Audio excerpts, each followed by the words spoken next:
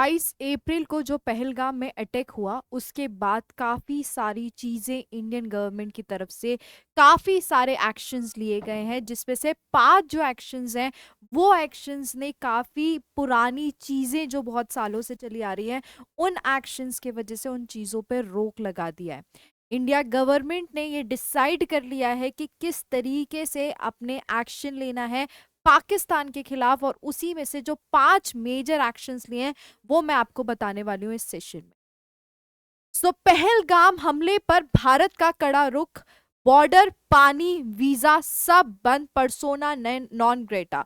India ने ये 5 major actions लिए हैं पाकिस्तान के अगेंस्ट। वो 5 मेजर एक्शन क्या हैं और उससे क्या इम्पैक्ट पड़ेगा वो हम डिस्कस करने वाले हैं। Hello everyone, my name is Nidhi Sharma. I welcome you all to the judiciary by PW YouTube channel. इस सेशन में हम ये सारी चीजें कवर करने वाले हैं, कौन सी वो 5 स्टेप्स हैं और क्या क्या उसके इम्प्लीकेशन रहेंगे।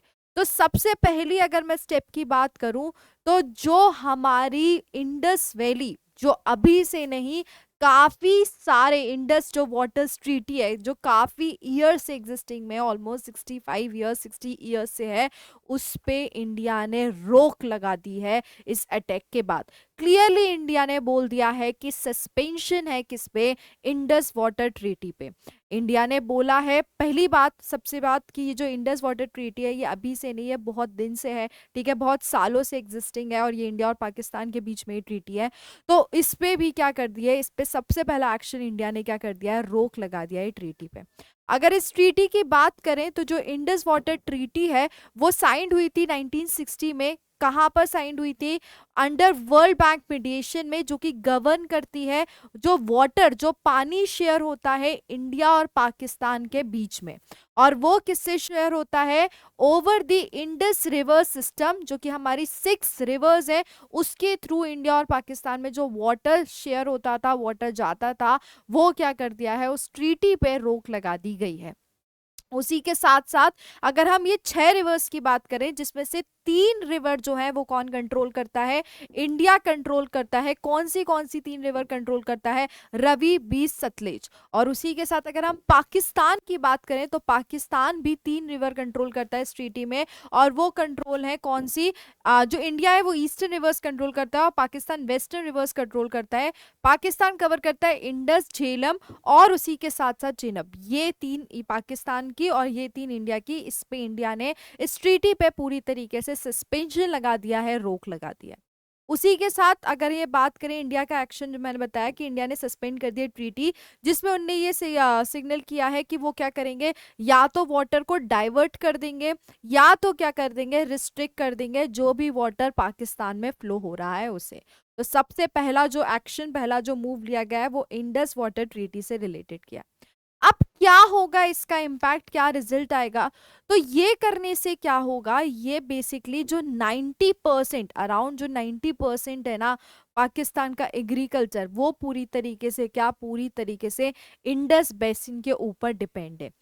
जो पूरा पाकिस्तान में एग्रीकल्चर हो रहा है उसमें ऑलमोस्ट 90% पूरी तरीके से इंडस बेसिन पे है। तो अगर उस पर रोक लगा दी गई है, तो उस पर उसका सस्पेंशन कर दिया है, तो वो ऑटोमेटिकली क्या करेगा, जो इकोनॉमिक स्टेबिलिटी है पाकिस्तान की, उसको क्या करेगा, थ्रेटन करेगा। तो सबसे बड़ा जो रिजल्ट है इस एक्शन का वो यही है कि जो उनका एग्रीकल्चर है वो पूरी तरीके से इंडस बेसिन पे डिपेंड करता था, और इस पे रोक लगा देने से, इस टीटी पे रोक लगाने से के वजह से अब वो क्या नहीं हो पाएगा, अब उनका जो पूरा इकोनॉमिक स्टेबिलिटी है उसको क्या है, उसको पूरी तरीके से थ्रेटन हो जाएगा। ये चीज, ये वजह से एक कहीं ना कहीं इस एक्शन रहेगा, इस स्टेप का, इस मूव का।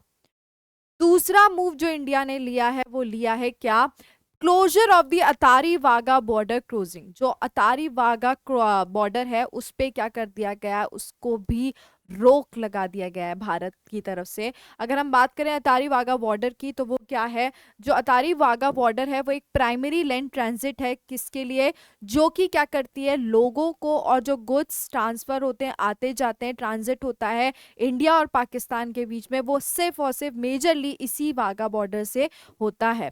और इसी में ये जो बॉर्डर है ये और क्या करती है, होस्ट भी करती है जो सेरेमनल बीटिंग रिट्रीट है, जो कि क्या एक सिम्बलिक एक्ट है, मेसी का, वो भी यहीं इस बॉर्डर पे होता है। तो अब इस बॉर्डर की जो क्रॉसिंग है, जो क्रॉसिंग है, उसको भी क्या कर दिया गया है, रोक लगा दिया गया है। इंडिया ने शट डाउन कर दिया इस क्रॉसिंग को, और उसी के साथ साथ जितने भी पैसेंजर हैं उनको हॉल्ट कर दिया, और जितने भी फ्लाइट मूवमेंट है उससे रिलेटेड भी क्या रोक लग चुकी है।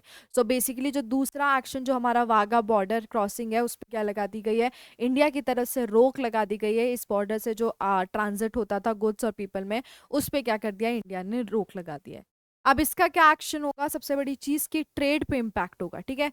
जो लिमिटेड ऑफिशियल ट्रेड होता था, जो कि ऑलरेडी एग्जिस्ट था किसके बीच में, इंडिया और पाकिस्तान के बीच में, वो क्या होगा, उस पर पूरी तरीके से रोक लग जाएगा। उसी के साथ साथ अगर हम बात करें डिप्लोमेटिक फ्रीज, तो जो सिंबॉलिक जो डिट्रॉइंग है वो क्या करेगी, जो बायलैटरल ट्रीटीज है उनको क्या करेगी, डिट्रॉइट करेगी। सो इस वजह से जो वाघा बॉर्डर क्रॉसिंग के रोकने से वजह से ये क्या होगा, ये एक्शन होगा। तो दूसरा मूव इंडिया की तरफ से ये है। तीसरा मूव जो है इंडिया की तरफ से वो ये है कि जो वीजा रिवोकेशन होगा किसके लिए, पाकिस्तानी नेशनल के लिए, visa revocation for Pakistani national. तो जो हमारा सार्क वीजा एग्जेम्पशन स्कीम है, जो डिप्लोमेट होते हैं, जर्नलिस्ट होते हैं, ऑफिशियल होते हैं सार्क कंट्री के, वो क्या करते हैं, इंजॉय करते हैं कि वो क्या कर सकते हैं, visa access, streamline visa access कर सकते हैं।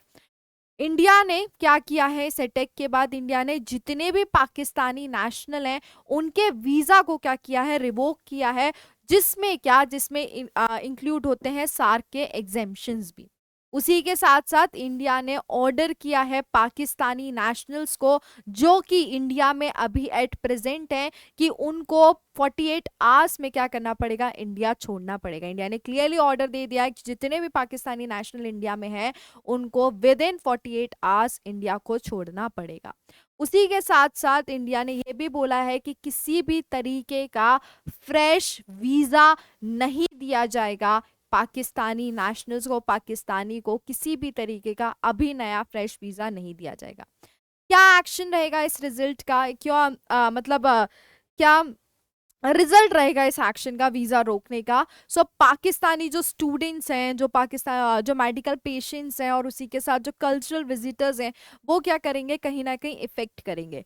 और जो आइसोलेशन सिग्नल की बात करें, तो जो इंडिया है वो जो कम्युनिकेट कर रहा था कि जो नॉर्मल टाइज वाली चीज वो अब एग्जिस्ट नहीं हो सकती है, क्योंकि यहाँ पर क्या, टेररिज्म की वजह से अब वो चीज भी क्या हो गई, वो चीज भी कंटिन्यू नहीं हो सकती है। अगर हम सिक्योरिटी की बात करें तो इस वजह से क्या होगा, जो इनफिल्ट्रेशन का जो रिस्क है वो क्या होगा, रिड्यूस होगा, क्योंकि कोई आ नहीं पाएगा, और लीव करने के लिए बोल दिया है, वीजा इशू नहीं हो रहे हैं, तो इस वजह से जो रिस्क है इनफिल्ट्रेशन का वो भी क्या होगा, रिड्यूस होगा। उसी के साथ साथ जो चौथा हमारा, that is withdrawal of Indian diplomatic staff from Pakistan, कि जो इंडियन डिप्लोमेटिक स्टाफ है उसका भी क्या विड्रॉल होना पाकिस्तान से। जो इंडिया एंड पाकिस्तान है वो क्या करता है, एम्बेसी मेंटेन करता है, ठीक है। इंडिया में न्यू दिल्ली में है एम्बेसी, और पाकिस्तान में इस्लामाबाद में है। तो वहां पर भी, और वो कौन करते हैं, फॉरेन सर्विस नेशनल्स जो है उनकी तरफ से पूरी तरीके से वो स्टाफ किया गया है, मैनेज किया गया है। तो अभी इस अटैक के बाद इंडिया ने जो एक्शन लिया उसमें ये बोला है कि इंडिया ने ऑर्डर किया है डिप्लोमेटिक स्टाफ को, जो कि इस्लामाबाद में है, कि वो वापस क्या करें, इंडिया में आए, अपने घर आए। और उसी के साथ जिस वजह से जो मिशन है, जो उनका स्केलेटल या सिंबॉलिक प्रेजेंस है वो क्या होगा, रिड्यूस करेगा। तो इंडिया ने ऑर्डर दे दिया है कि क्या जो डिप्लोमेटिक स्टाफ इस्लामाबाद में है वो क्या करे, वापस अपने घर आए।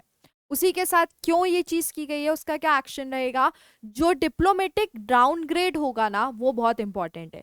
यहाँ पर एक्टिव एक्टिव डिप्लोमेट्स नहीं रहेंगे, बायलेटरल टॉक्स, कंसुलर एक्सेस, और उसी के साथ साथ जो क्राइसिस कम्युनिकेशन है वो क्या करेगा, क्राइसिस कम्युनिकेशन वो कहीं ना कहीं किसी तरीके से क्या करेगा, इसको कमजोर करेगा। तो जो चौथा मूव है कि भाई डिप्लोमेट्स को वापस बुलाना, एक वो भी एक इंपॉर्टेंट मूव है इंडिया की तरफ से। पांचवा जो मूव है इंडिया की तरफ से, that is denial of SAARC visa access for Pakistan. जो सार्क वीजा एक्सेस है वो पाकिस्तानी को पूरी तरीके से क्या कर दिया गया है, डिनाई कर दिया गया है। जब मैं बात करती हूँ सार्क वीजा एग्जेम्पशन स्कीम, जो कि डिजाइन की गई थी प्रमोट करने के लिए एक रीजनल इंटीग्रेशन में, किसके बीच में, जितने भी नेशनल मतलब मेंबर का रिलेशन है उनके बीच में, मेंबर नेशंस के बीच में। कौन कौन मेंबर है इसका, इसके मेंबर है India, Pakistan, Nepal, Bangladesh, Bhutan, Maldives and Sri Lanka and Afghanistan. तो इंडिया ने इस अटैक के बाद पूरी तरीके से जो पाकिस्तानी नेशनल है उनको बार्ड कर दिया है कि वो ये स्कीम का फायदा नहीं उठा सकते हैं अभी हाल फिलहाल। उसी के साथ साथ क्यों किया गया, इसका क्या एक्शन रहेगा, क्योंकि ये क्या करेगा, जो सार्क की स्प्लिट है उसको इंडरमाइन करेगा। इंडिया क्या कर रहा है, इफेक्टिवली आइसोलेट कर रहा है पाकिस्तान को पूरे रीजनल कॉपरेशन से। उसी के साथ साथ इंडिया ने एक नई डॉक्ट्रिन भी असर्ट की है, जिसमें किसी भी तरीके का कॉपरेशन बिना पीस या काउंटर टेररिज्म के कंप्लाइंस के वो चीज होने वाली है।